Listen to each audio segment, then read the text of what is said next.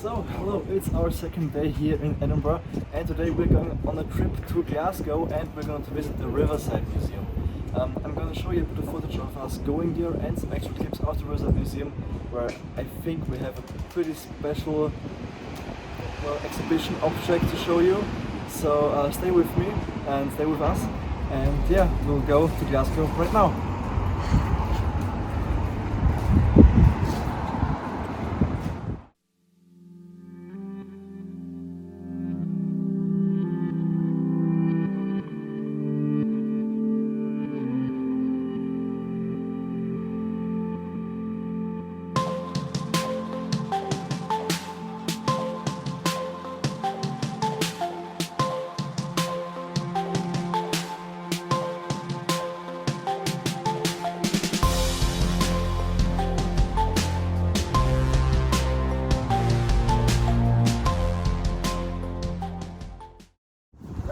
So here we are at our first stop on the way to Glasgow. The Kelpies, the names are Baron and Duke, and I thought they were a bit bigger, to be honest.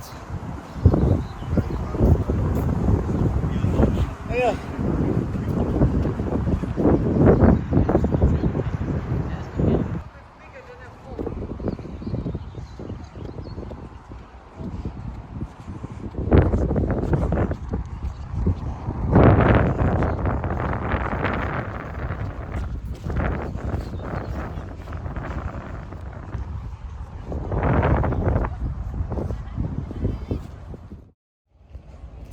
So now we are at our next location, or our next stop on our way to Glasgow, which is the Falkirk Wheel.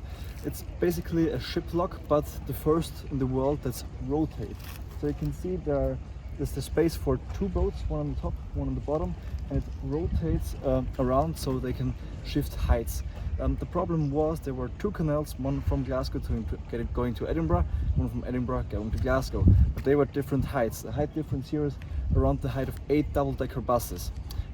The ship lock is designed to lift a maximum of 100 metric tons, which is quite a lot, and I have to say, to see it in person, it really is a quite nice and interesting piece of engineering.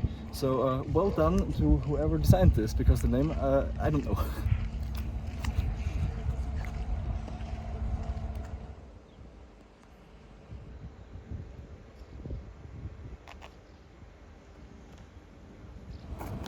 So, and as it now started raining and we've moved to exactly the opposite side of where we were before, yeah, it started moving, so you can see how this wonderful piece of engineering works.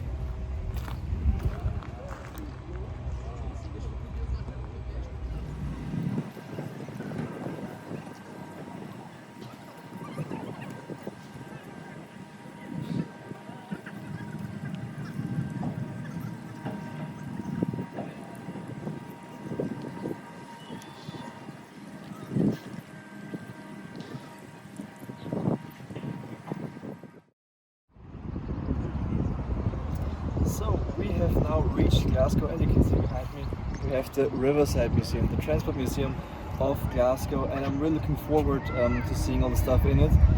There's one very special thing I'm looking forward to, which we're going to show you first, and then we're going to show you a bit of a, well, let's say compilation of what you can expect from the Riverside Museum if you want to visit it yourself. So come on with me and let's get in.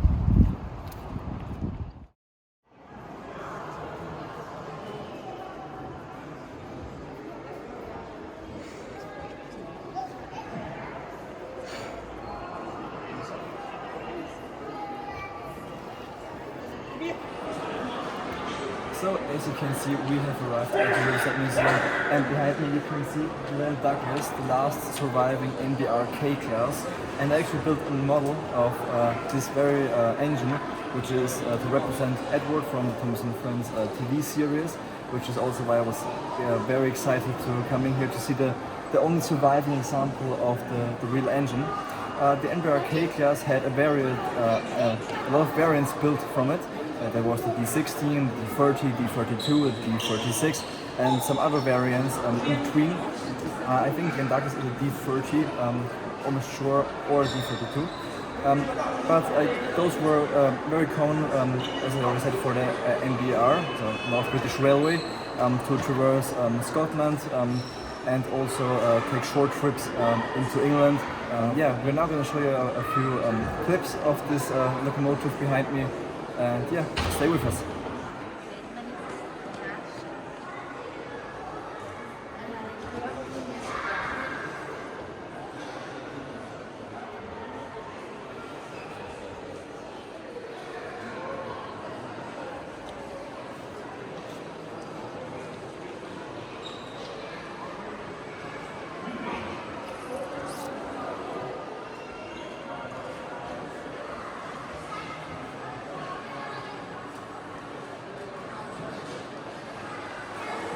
So yeah, you might have seen the video about the Riverside Museum where we recently were, and now we are here in Glasgow, as I already said.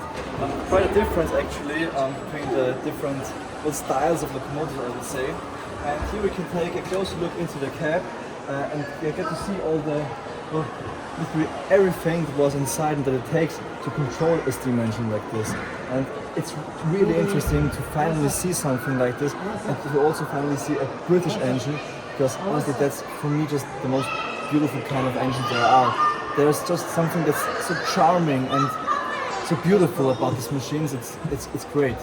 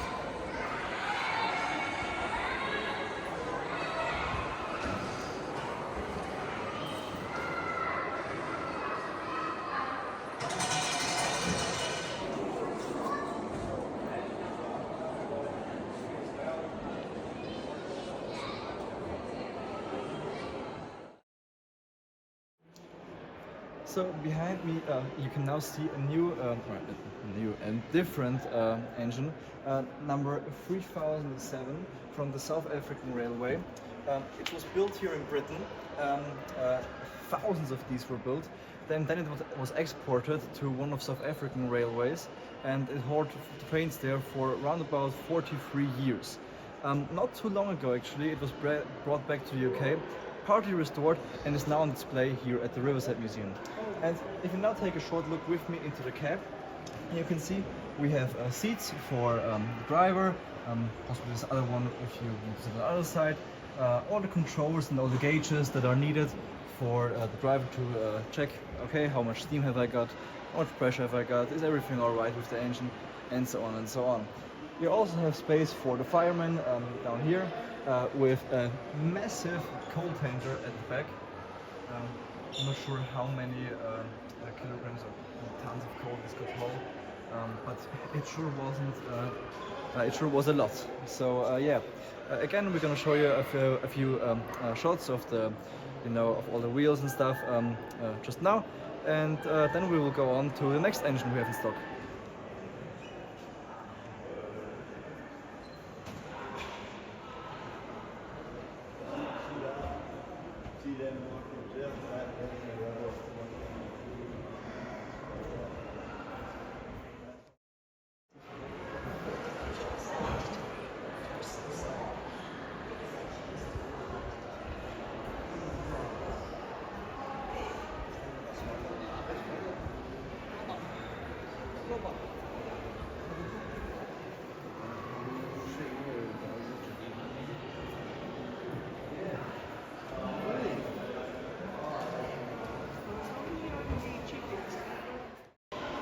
So next up we have the Highland Railways number 103 at Jones Goods. This was an engine that was specifically designed to haul freight trains throughout the Highlands of Scotland. As you can see, not that common of a wheel arrangement actually. It's 460. Also it has outside motion, as you can see. So I believe no pistons on the inside, as you can see them out here. And we're just going to take you into the cab and show you some more footage of it.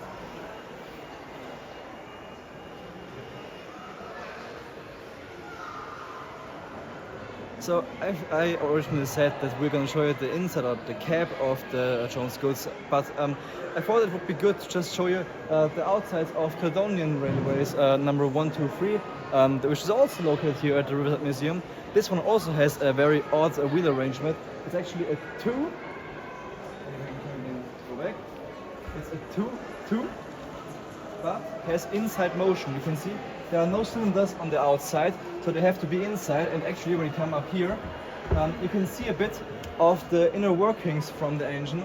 So the pistons are located down there on the other side, and through all the gears and all basically the drivetrain. Obviously, it's not a drivetrain on an engine, but on a modern car, you would say a drivetrain, which is then directed onto the wheels down there, which is why the engine can keep moving.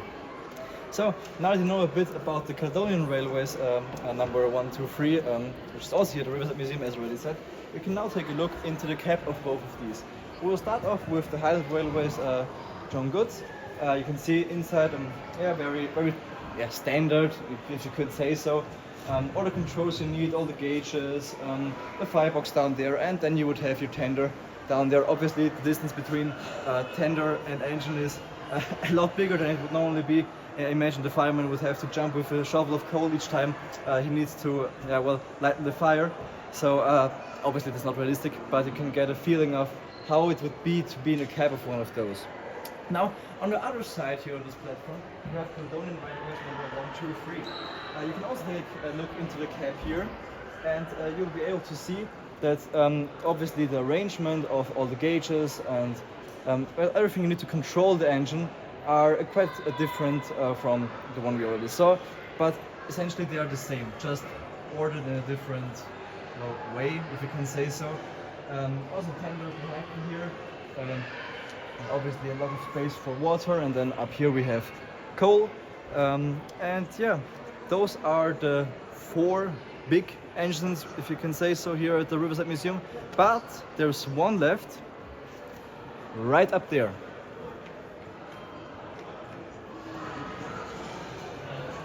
So, and just like that, we are up here, and behind me you can see the 5th engine at the Riverside Museum, and the only tank engine they have on display. All other 4 engines were tender engines, and this basically just means, for everyone that doesn't know what the difference is, this one has to carry the coal and the water they need on their own on a bunker. You can see it, we'll see it just down there, where the number is written on. Not that much space for coal, obviously, but those engines weren't used for mainline traffic or branch line traffic. If anything, they were used for shunting, and that's also why it is very small but powerful. Now, this is the only surviving engine of the Glasgow and South Western Railway. As you can see, the lettering reads G and SWR. Now, I have to say, I think this is probably quite a cute engine, if you could say so. Not too big like the other ones down there and over there, but charming, and definitely was doing the job when it was around in service. So all in all, I'm pretty happy to see this.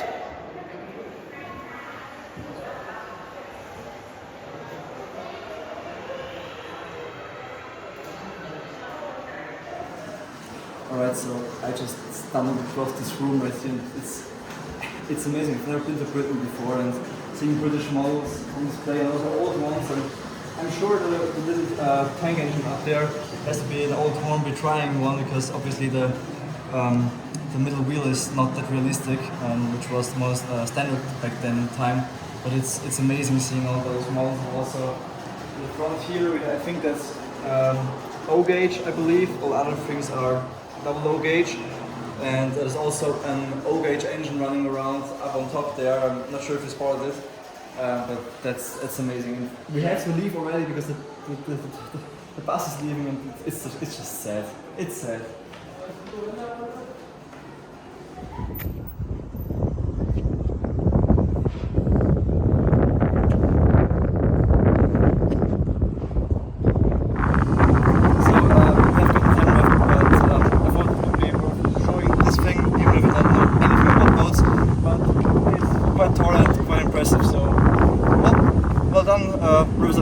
to have this thing standing here.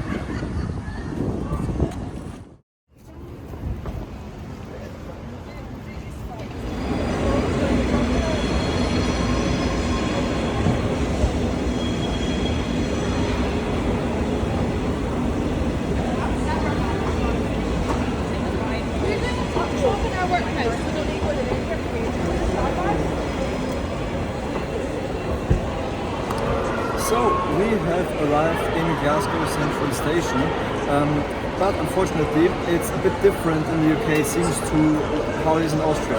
You see, in Austria you can get onto the platform right through the trains, and you obviously need a ticket to ride a train, but you can get to the trains.